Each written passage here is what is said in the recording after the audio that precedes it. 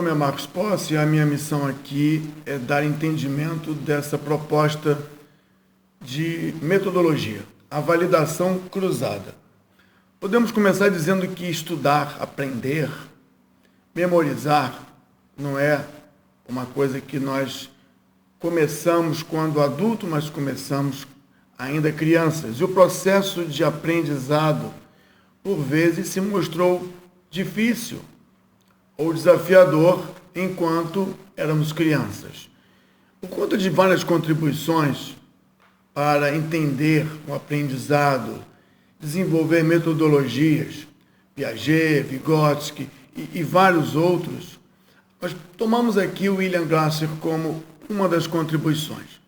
O William Glasser foi um psiquiatra que estudou terapias e métodos de memorização e o comportamento daqueles que se dispunham, por conta de uma lesão ou por conta de uma deficiência, a aprender.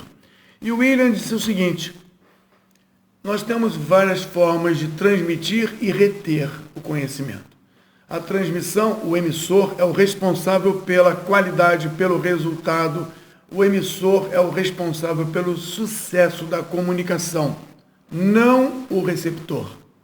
Então, o emissor precisa usar todos os meios, ferramentas e técnicas para transmitir uma informação, de modo que o receptor guarde, use e torne aquilo algo prático na vida.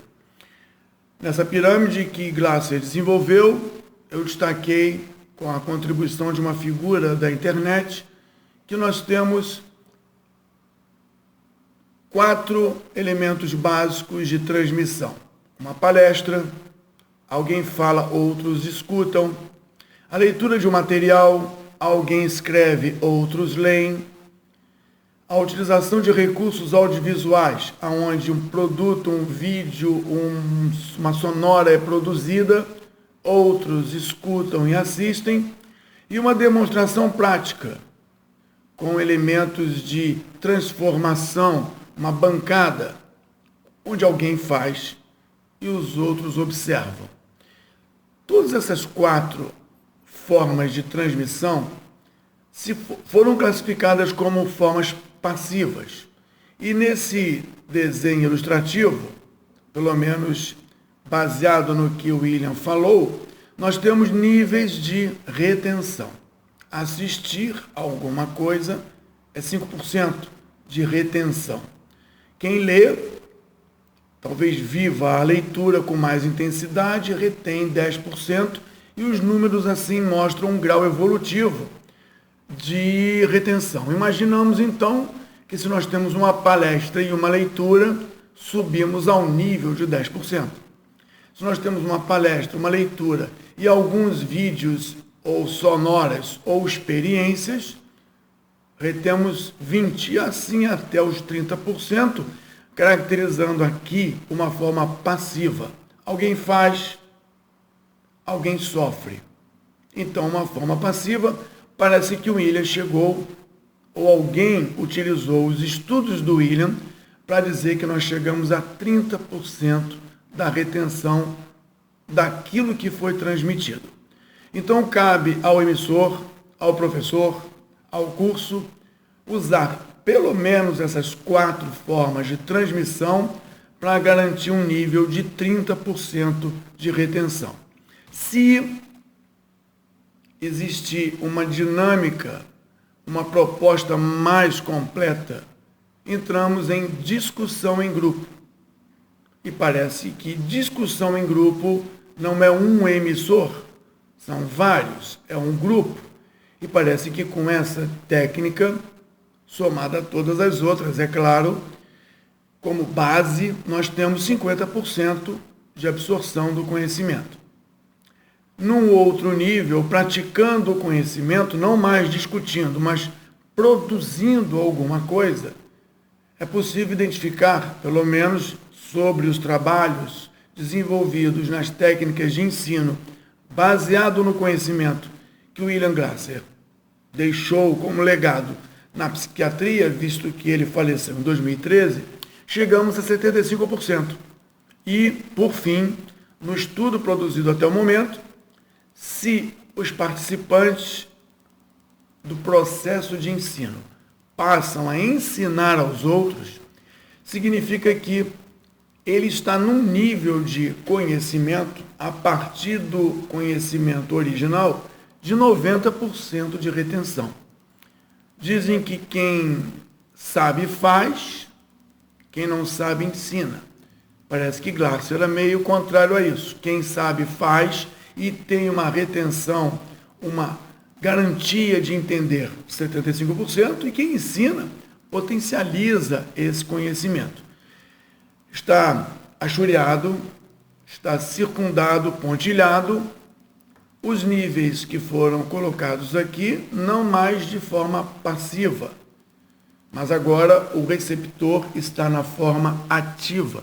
Significa dizer que ele participa do processo do conhecimento, ele participa do processo de aprendizado e os outros do grupo são contemplados e são agraciados com essa atitude. Então, existe inclusive uma mobilização das partes para que todos participem e não todos fiquem sentados, assistindo, lendo, ouvindo e observando. Até então, era essa a proposta do William Glasser, ou, na melhor dizendo, era essa a proposta dos estudos que nós tínhamos em processos de ensino, processos pedagógicos e educacionais, baseados no trabalho do William Glasser. A validação cruzada aqui se propõe a acrescentar mais um nível nessa pirâmide. Seria validar os resultados produzidos pelo aprendizado. É notório, conhecido, tradicional e até, eu diria, viciado, métodos de validação do aprendizado, transformados em avaliação de resultados. A diferença entre validar e avaliar é simples. Validar é verificar se algo está de acordo com o pretendido. Se há um educador, se há uma instituição, se há um treinamento, há um objetivo. Precisamos saber se aqueles que receberam o serviço, o treinamento, tiveram o conhecimento apreendido, o conhecimento adquirido, o conhecimento retido. E a avaliação, sendo diferente da validação, ela atribui notas, atribui graus. Então, avaliar é comparar e classificar elementos dentro de um conjunto. Validar, supondo uma proposta de ensino séria, é verificar se aquilo que foi objetivado, aquilo que foi pretendido no processo de ensino foi eficiente e foi eficaz. A validação é um processo muito mais objetivo, simples e preciso, quando comparado com uma avaliação particular. Vamos fazer uma avaliação do processo de avaliação tradicional que nós estamos acostumados. Número 1, professor. Número 2, aluno fazendo um trabalho a partir de um material fornecido pelo professor. Em azul claro aqui, o trabalho produzido. E no 3, um ponto decisório, onde o professor faz uma avaliação do trabalho. Esse é o processo tradicional, que há muito tempo todos os alunos de criancinha a adultos passam exatamente pelo mesmo processo. Um professor produz um conteúdo de ensino a partir de seu próprio material base ou a partir dos livros de terceiros. No número 2, o aluno produz um exercício para demonstrar a retenção do conhecimento, uma experiência ou um trabalho em grupo.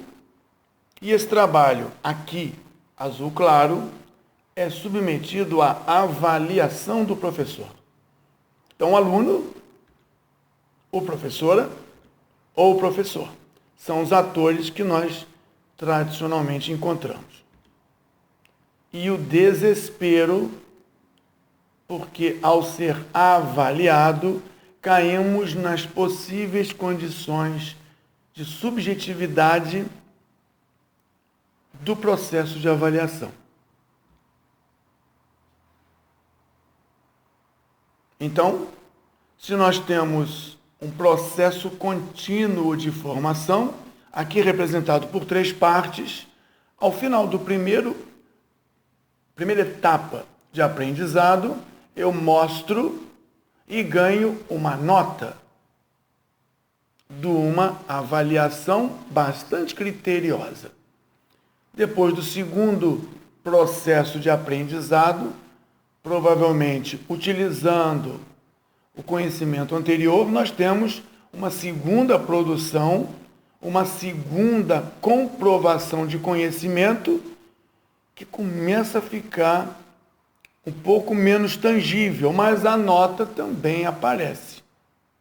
E por fim, supondo 3 etapas do processo aqui de aprendizado, após a terceira etapa de um processo maior, apresenta-se o resultado final da formação. Esse resultado, cada vez menos tangível, ainda assim tem uma nota melhor que a anterior, e acredite, nós temos uma média. E porque você é uma pessoa legal, porque o aluno é dedicado, eu aumento meio ponto, 1 ponto, 0,1 ponto, e você termina o processo de aprendizado com essa tangibilidade e com esse grau. Vamos analisar agora o processo de ensino com uma avaliação por tutoria. No processo, nós encontramos agora um ator novo, um elemento novo, o tutor. Número 1, professor, o processo de ensino acrescido agora de um feedback diferente do feedback do processo anterior. Nós temos o quê? Nós temos, número 1, professor.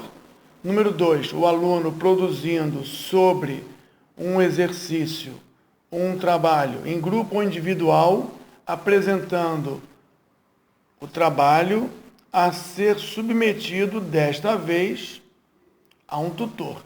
O tutor, número 3, ele atua sobre o exercício a partir de um conjunto de requisitos a serem avaliados. Requisitos objetivos que garantem que o trabalho produzido recebe um ok, ou seja, atendeu ao demandado, atendeu aos requisitos previstos para aquele momento do aprendizado, e se não atendeu, o número 4 garante a volta, e a volta faz com que o aluno ou participante reveja os pontos de divergência, produza um novo trabalho e o tutor reinicia o processo de validação.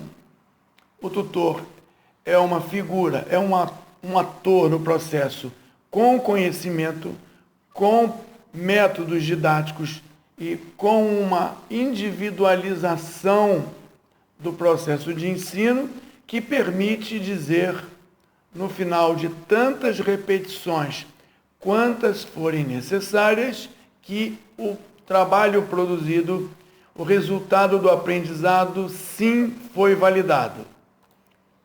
No segundo pedaço do processo de aprendizado, de ensino, de formação de conhecimento, o resultado é tão sólido quanto os OKs ou não OKs que o tutor apresenta nessa fase de validação.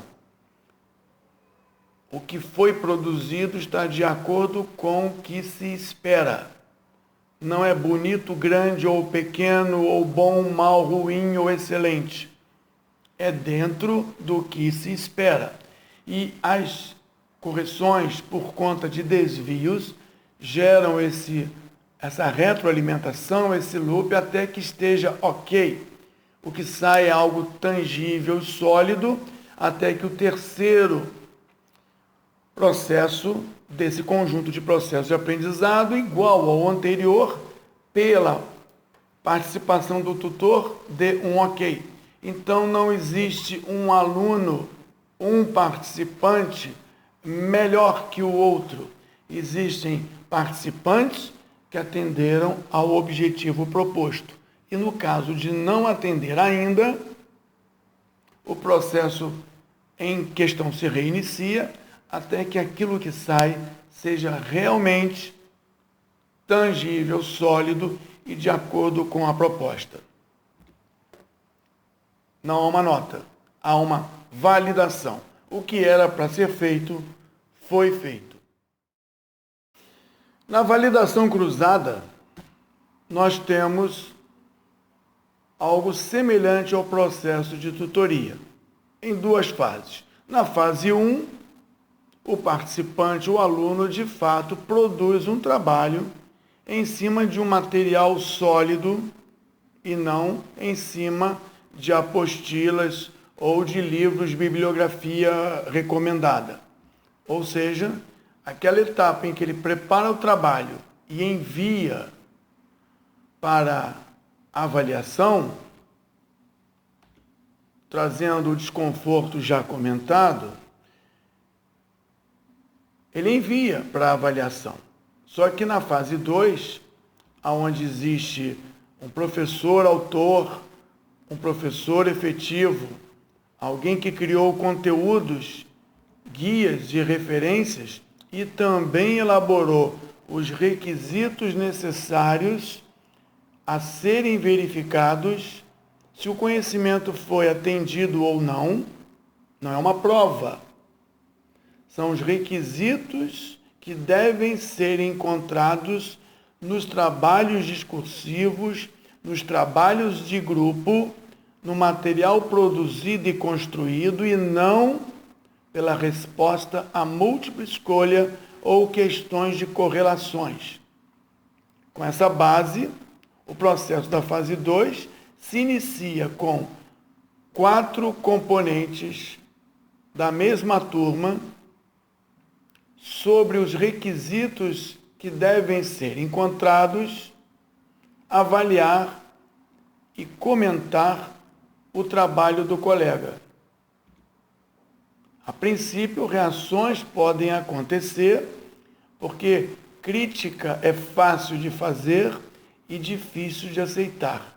Nesse caso, não é uma crítica particular, é a validação do que foi visto contra aquilo que deveria ser encontrado.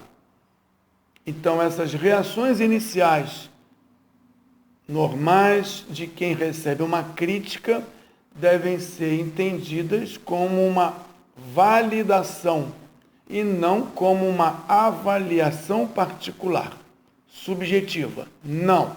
É uma validação objetiva do trabalho apresentado. Nessa fase 2, então, 4, pelo menos 4, não mais que 6, avaliam o que é encontrado, validando contra os requisitos. E após isso, há um ponto de decisão.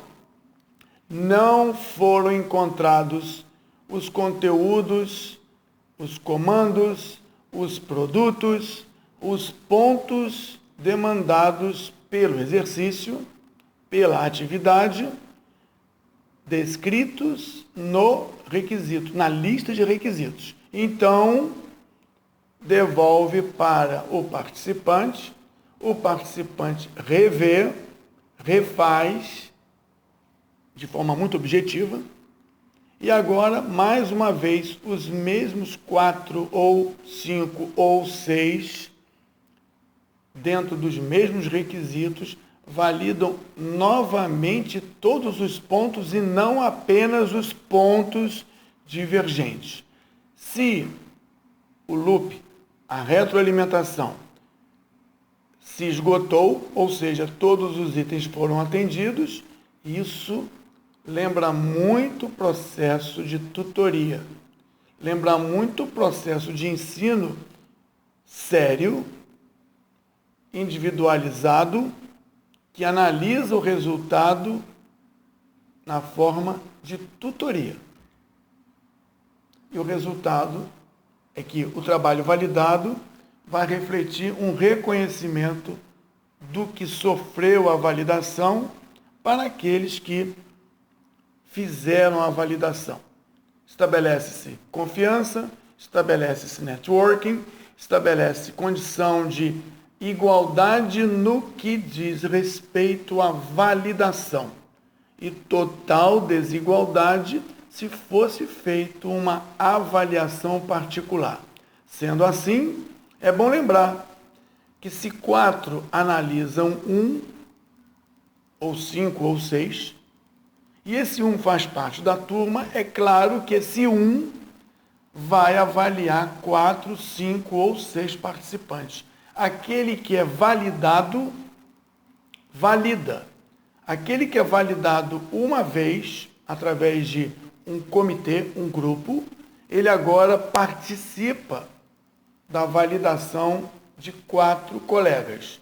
Isso mostra que, do mesmo modo em que eu recebo crítica técnica, que eu recebo a validação ou um entendimento de valor do meu trabalho, eu também posso praticar na mesma intensidade, critério e objetivo o trabalho de outros. Saio de uma posição passiva de receber crítica e passo para uma posição ativa de colaborar com o grupo. Isso é interessante porque quando você valida o trabalho do colega, você descobre que você deixou de cumprir alguns itens ou alguns requisitos. Sem problemas, porque o colega que você validou também estará validando você. Com 2 fases, o resultado é simples. Um reconhecimento da participação ativa dos colegas de forma objetiva e criteriosa e algo definitivamente sólido produzido. É diferente do que nós temos tradicionalmente. Algo abstrato, meio nota 8,5, rezando para ganhar alguns pontos.